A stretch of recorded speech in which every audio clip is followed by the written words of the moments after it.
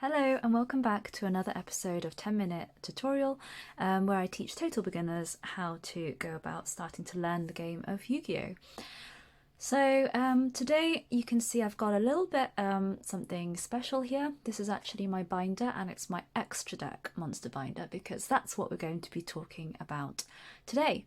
So as I've shown you previously, this is my competitive deck box. And you can see here right at the front, this is some of my extra deck cards, and the extra deck goes here on the left on the field. So this is a really, really important area of resource that you can tap into, mainly during your main phase 1 and 2 in order to special summon out really powerful, high attack, good effect monsters that will help you to control the board, clear your opponent's board and hopefully win that game. So without further ado, I'm just going to show you some of the cards in my extra deck just to give you an idea of what it might look like. So you can see here that these are white cards. So these are what we call synchro monsters. They are quite unique in the sense that they require a tuner monster to make. Now, if I show you this card, you can see here that it says tuner. Because synchro, if you've ever watched the anime of 5Ds, is all about sort of harmonizing sort of frequencies, getting things to synchronize, as it were. And this is where the level of the monster becomes important. So I've got actually a synchro-based deck here to show you all about synchro summoning with. So we'll get on to that shortly. So you need basically a tuner monster as well as one or more non-tuner monsters in order to make a synchro summon. So that's an important thing to note. So you can see these are some more synchro monsters and then some more here on the left. And finally you move across here to these fusion monsters. And generally fusion monsters come off card effects such as spells or indeed other monsters effects, so that's purple cards. You can see here these are black cards. Now these are XYZ monsters, so you can see here the XYZ is stated very clearly on the card, and I should have shown you as well that with the fusion it's exactly the same situation, that if you're ever unsure you can see here that it says fusion monster here on this card. So XYZ monsters, you tend to summon just, as by itself. You don't really need an effect generally, and it's all about the levels. So if I just show you like a normal monster, right? You see here, this is just a normal effect monster, and it's got levels because it's got the red circles with a star in the middle. You can see here that this XYZ card also has those stars, but they're black circles with the gold star in the middle. Now, on a black card, you can see here it's on the other side, it's called a rank. So it's a rank 4 monster. So difference is level 4, because it's just a tan colour background monster, and this is a rank 4 monster. And essentially it's about matching the levels. So you need 2 of these cards to go on top of each other to make this, but we'll go through this in more detail shortly. So yeah, more XYZ monsters. It's a good idea if you get into Yu-Gi-Oh to get yourself some binders and you can sort your stuff out. Here we have what we call link monsters. So these are some of the newest type of extra deck monsters in the game, chronologically speaking, to come out. And these are all to do with the number of absolute monsters you use to make them. So I think link summoning's probably actually the one that took me the longest to get my head around. You'll see that link monsters are unique in the sense that you can see they don't have a defense. They only have an attack, which means they can only be placed in face attack position, the extra monster zone that we talked about earlier. And it also has these red arrows, and the number of arrows will be the same as its link rating. So this is a link 2 monster, meaning it needed 2 monsters to be sent away from the field to the graveyard in order to special summon it. And just show you the rest of my binder. Here I've got for you what was one of my favourite decks, which is the Tearlament deck. This is essentially what we call a fusion-based deck. So these cards here, you can see, would go into the extra deck.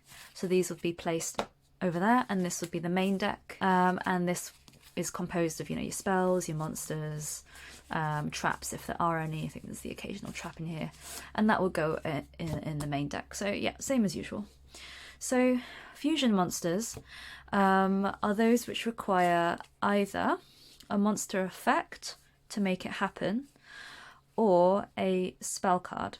Here we've got some spell cards, and we've also got a monster card here, how to use each. So polymerization is the very old school way of fusion summoning a monster. So if you read here, it says fusion summon one fusion monster from your extra deck, which is from this pile of stuff that I've just rifled through over here. And you can use monsters from your hand or your field as fusion materials. So what you would do is, let's say you've got both this card, Tearlament Merly, and King of the Swamp on the field, and you play some main phase 1 and you play polymerization. What you can do is you can use monsters from your hand or field, so these are both on the field, or even if King of the Swamp is in your hand, that's cool as well. And you want to fuse, so you activate this and your opponent doesn't have anything to respond to it, so you go ahead. So you take the ones that you want to use as materials for the fusion summon, and you pop them into the graveyard, and then you bring out the monster you want to fusion summon onto the field. And bear in mind, you can only fusion summon a purple monster. That is the rule. So this is purple. So you have to make sure that the materials you use for the fusion summon are correct. So you can see here that I've used one Tearlament's monster, which is the Tearlament's Merly, and then this is where reading cards is important. So I haven't got Tearlament's Kitcloss, but you can see King of the Swamp can be used as a substitute for any one fusion material whose name is specifically listed on the fusion monster card, but the other fusion material must be correct. So this essentially stands in for the Tearlament's Kitcloss. So that's a nice way of getting this big monster out. And you can see immediately monsters from the extra deck. They're pretty powerful. You see she's got 3,000 attack, 2,500 defense, and she's got a lot of effects that give you that extra edge to win the game. So that's how you would do the fusion summon of that using this card. So let's take it back and use super polymerization. There's a lot of cards that enable fusion summoning, and this is one of them. It's pretty powerful. So here you can see, and we're going to talk about cost and effect again. I know we haven't had a special video to go through it, but I think it's something that just permeates through all of Yu-Gi-Oh! So let's just talk about it as we go along. So here we need to discard one card in order to activate it. Okay, you can see there's a special symbol here which we'll talk about at a later date, and you pop that on the field and you discard one card as cost. So I'm going to just get rid of King of the Swamp. Let's say we've got a Tearlament's Merly on the field, a Dull Beast on the field.